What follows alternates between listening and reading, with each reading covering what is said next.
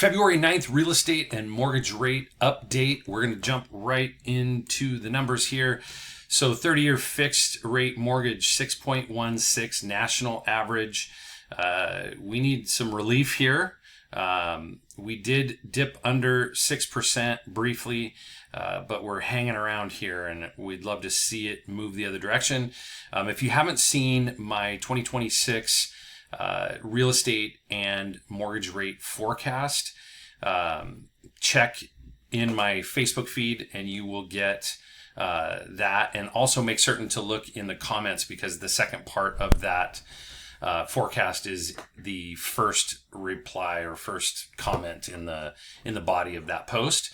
But I talk specifically about inflation, labor, the Fed makeup, how they're going to be voting this year, the new Fed chair, what his impact is going to be, not only to provide some insight into rate forecast for the year, but also real estate values. So to kick things off here, 30-year fixed rate, 6.16. Now, this is the principal and interest payment on a 20% down mortgage for the median home price in Clackamas County, which is $602,560.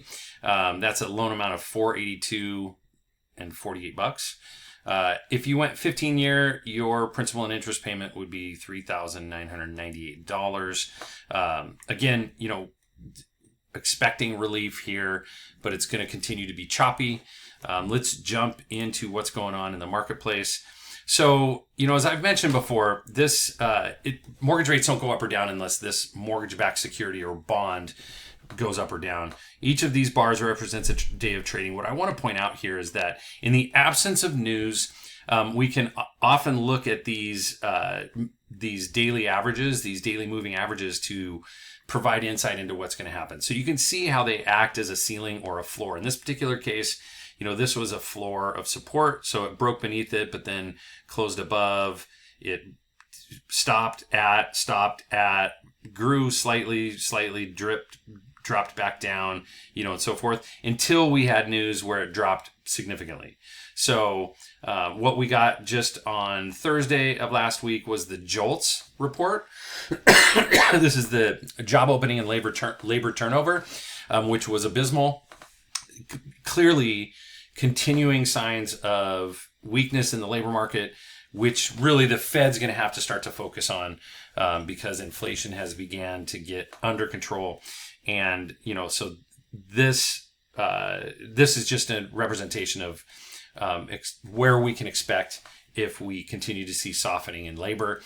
So we should see some continued mortgage improvement. Now, as we talk about labor and some of those things, and again, I break all this down in the forecast in much more detail, but the signs of the labor market cooling are still showing. The ADP, in the absence of the BLS, so we had a kind of partial shutdown in the government, and so the BLS jobs report was delayed again.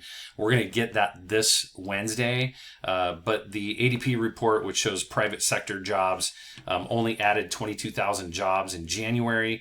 That was less than half of what was expected. And so, as I mentioned in the 2026 forecast, when at the conclusion of 2024, the BLS was so bad that 4 out of 5 jobs that they said were created were actually never created. And so they are making some improvements in the way in which they're recording the BLS jobs data. So hopefully we'll see on Wednesday a more accurate representation.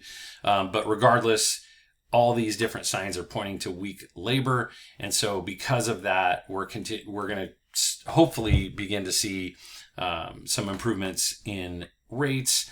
Now, despite that, from a employment standpoint, Cotality just came out and actually increased their forecast for real estate home prices, home values.